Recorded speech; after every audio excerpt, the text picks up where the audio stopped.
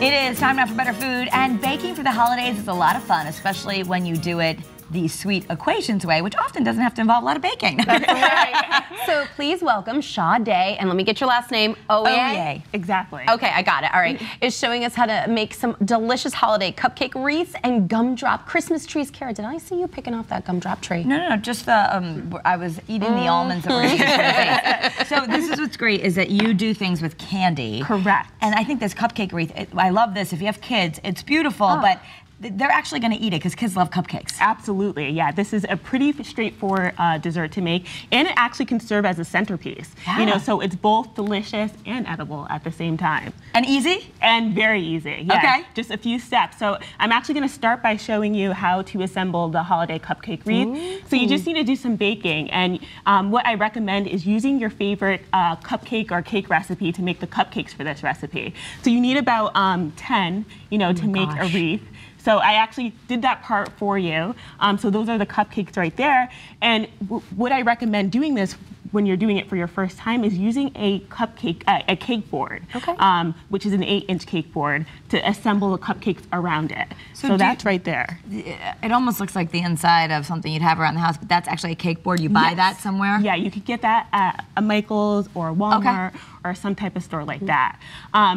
So moving on to the next step, you know, once you start assembling the cupcakes right there, you're actually going to need to use what you call a melting chocolate on the bottom of the cupcake. So you're going to dip your spoon in right there. Oh, okay, so that's what's going to stick the cupcake to the board.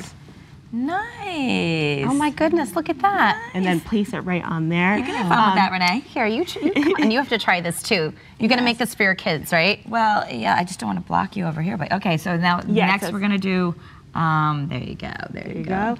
Yeah, so you could do this with, you know, a standard buttercream frosting, but what I have noticed is that once you use the melting candy, that it really sticks onto the cake board a little bit better.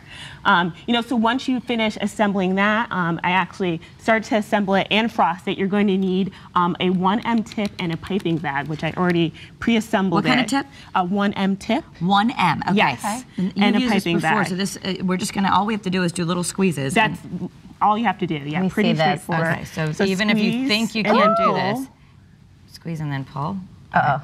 No, see, I'm not good at that. Okay, yes, you are. You could do this. All right, there. And this is cool because you can bake any flavor cupcake you want. I mean, obviously you need the Christmas colors, but you can please everybody on your sweet tooth list here. So this is, once you get the hang of it, the first one I just didn't squeeze enough, but once you get the hang of it, you just do these and that pull looks away. fantastic. Well, and you know, even if you're not a great froster, this makes it look like you are, right? And what a great activity to do with the kids, right? You can even almost make a little station and have the kids have fun, like an arts and crafts table. Right, you know, one person's frosting while the other person's adding candy. Oh, I love this. That is so nice. It's very straightforward. Finish it up. Try? Yeah, I do want to try it actually. Okay. This is hilarious. I don't know if I'm gonna. So we just kind of. Yeah. So you're gonna squeeze, pull away, squeeze, and pull away. Oh my gosh. And it makes it look like perfect, except you just need that 1M tip. Now, any craft store has the 1M tip? Yes, you can get that at any craft store, as well as the actual bag. I think I'm strangling. Well. So you should buy the bag too. Okay. Yes. And I like how you, I think it was a nice touch that you have the green wrappers. That makes it a little bit. Yes, not necessary, but you know, you want to make it as festive as you can, so the green wrappers definitely add an additional touch. You know what, Kara, I want to ask a quick question about this because I've baked cupcakes so many times and they fade. How did yours stay so green? Because can you buy, like, are there no fade cupcake holders? You know, not necessarily. You know, maybe it's just the temperature I baked it in, and I did do this in a convection oven. Oh, okay. But you know, to avoid fading, I would use those metal type the cupcake holders because those really hold their color very well. Yeah, because it looks pretty. I didn't know there was a difference. Okay, so now we get to the fun part. This is where you could even set it this side if you're having a Christmas party,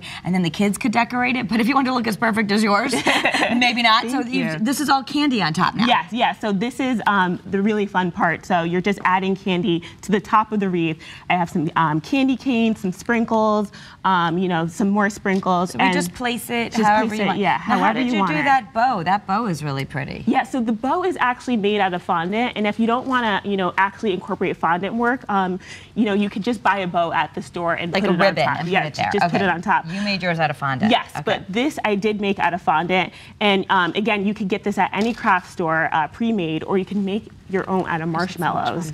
But all you need to do is roll up the fondant using this pin, and you're going to cut out 5 different pieces. Okay. You need 2 larger pieces, 2 on the medium side, and 1 small piece. Okay. So you're just going to take these larger pieces and fold it just like this. Those become the actual bows. Okay, the loops of the bow. And then you might want to add some water, to really adhere it together. Then you're going to, fold the smaller piece right in the middle, like that. And then you're going to take these smaller pieces and just cut at the bottom just like this. Okay, to give it the little edge. Yes. And there you go. Oh my goodness. And then, how did you make yours gold? Did you spray it with something? Yeah, so I actually use it's called edible spray paint.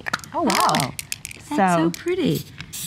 Oh my goodness. And that is just an additional touch. You don't need to do it, but just to take it up a level. I know we're going to run out of time, but there is a class going on so we can check that out. You can come and join one of your classes. And this, we probably don't have time to show everyone how to do, but this was also just a gumball tree. Yes. So you just glue on the gumballs and it attaches to your little candy, or you can order this and send it to people. Correct. Yes, that is correct. So cute. Yeah. So we do have that in store, so you could just walk up and pick one up if you're interested. And you used hot glue, so obviously we're not eating them afterward. It's just decoration. You actually put it in with toothpicks. Oh, yes.